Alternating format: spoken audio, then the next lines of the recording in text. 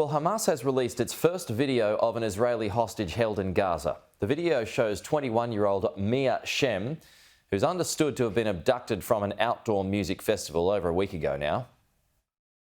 חזרתי ביום לפנות בוקר, ביום נפצעתי קשה מאוד ביד, לקחו אותי לעזה, גשת שיחזירו אותי הביתה כמה שיותר מהר, למשפחה שלי. Mia's mother has pleaded for everyone to help bring all the hostages back home during a press conference in Tel Aviv.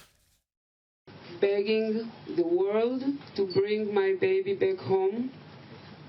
She only went to a party, to a festival party, to have some fun. This is a crime against humanity, and we should all gather and stop this terror.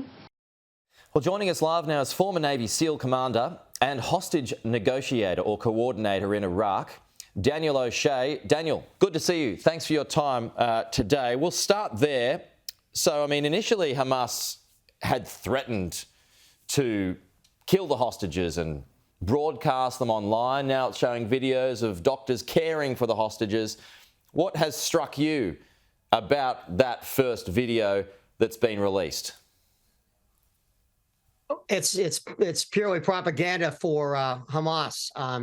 Again, these hostages are all pawns, and these proof of life videos, they're heart-wrenching to watch, especially for a parent. And now that's what they have leveraged. Hamas went in, murdered women, children, infants, and families over the weekend, and now the hostages now are the leverage that the same doesn't happen to them in Gaza. So it's a smart play by Hamas. But again, I say this all the time, hostage taking is how terrorist organizations like Hamas, it is how they negotiate with the West. And it's a very powerful tool. And right now they're playing right into that propaganda hand. So what condition would you expect the hostages to be kept in? Because as you point out, they are bargaining chips. And if they die or they're killed, they're no good to them. Correct. Well, they're gonna keep the hostages fed, and relatively secure. They don't want to lose them because right now, that's the only thing they have to leverage against an IDF onslaught into Gaza. I mean, Netanyahu, the Israeli defense ministers, and everyone has said we're going to wipe out Hamas, and this could be a long campaign. And the only leverage that Hamas has right now are these hostages, and they are going to be bargaining chips played out. And I heard the latest numbers, there's nearly 200 hostages being taken, including American citizens. So, and I'm sure there's some other internationals in the mix. So these hostages will be put pressure on world leaders, on families to get Israel to resist wiping out Gaza. Yeah, and how much of a complication is those hostages? Because this hasn't happened before in previous invasions or conflicts. How much of a complication is those hostages in terms of a ground invasion from the Israeli Defense Force?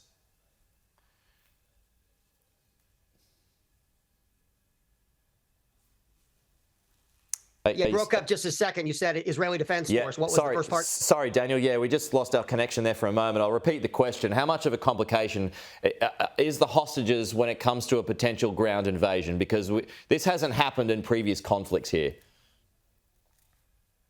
Absolutely. This absolutely makes it's a huge planning consideration because very unlikely they know where these hostages are being held. They could be 200 separate hiding locations for these hostages, and that just is going to compound everything because the planning is they want to go and surgically wipe out every Hamas safe house where the leadership lives, planning organizations or buildings. But ultimately, this is the tool. I mean, they were very smart to bring these hostages back, and it will just make a very tough environment. I mean, going into Gaza, there's been nothing like it in the last 20 years, with the exception of, say, Fallujah 1, Fallujah 2, or recapturing Ramadi after ISIS took it over by the Iraqi army and then with coalition forces. This hostage puts a whole new level of planning considerations for not just the ground commanders that are going in, but also for the hostage rescue forces that are on standby to, see if they can go and save any of these hostages alive, if they can get 10-digit grid, proof of life, and then the authorization to go in and launch a hostage rescue mission. So given your experience, Daniel, what's going on behind the scenes at the moment? Well, obviously, it's an intelligence collection. They are desperately trying to figure out where are these hostages being held. What is the strategy? I mean, again, there are presumably, aircraft carry off the coast. You can presume that there's hostage rescue forces in the region, and obviously, everything is dependent on Israeli intelligence. But with the catastrophic failure to not see this attack coming, you have to wonder how good is this vaunted Israeli intelligence?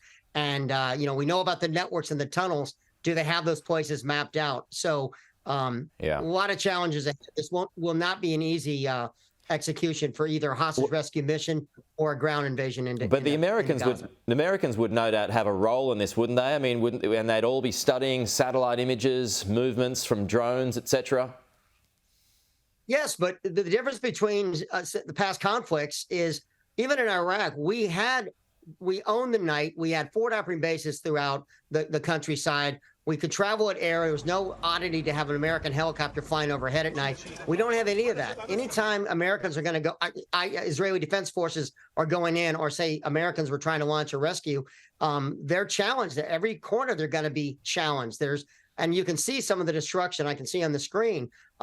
You can't drive through that, what I'm just looking at right now, simply with even a Humvee per se. I mean, so there are all kinds of challenges with a combined airstrike campaign, trying not to hurt the hostages where they're being held. And everything about Gaza is going to make this one of the most complex fighting scenarios that will be reminiscent of World War II, literally door to door, house to house. Hey, I'm not sure if you have an opinion on this, but just on this breaking news this morning of a hospital strike in Gaza. Now, Hamas has blamed the IDF for a strike, but Israel has now said, well, no, this has happened before. It could have been a Hamas misfire. It's got old weapons. It's got old launch pads. What do you think the likelihood of that is? Well, it's well known. Hamas and Hezbollah and others, they intentionally put civilians with their artillery. I mean, they've done it from mosques, they've done it from hospitals. So you can't take any side until it's verified by an outside group, maybe the Red Cross, if you will. But Hamas uses their own civilians as cannon fodder, and just those images. They're now trying to get world opinion to turn against what happened last week, and this is exactly how they're going to do it: is showing civilian casualties and a strike at a hospital like the one we're seeing on the screen right now. Daniel O'Shea, former Navy SEAL commander and hostage coordinator, good to chat with you this morning. Thank you so much.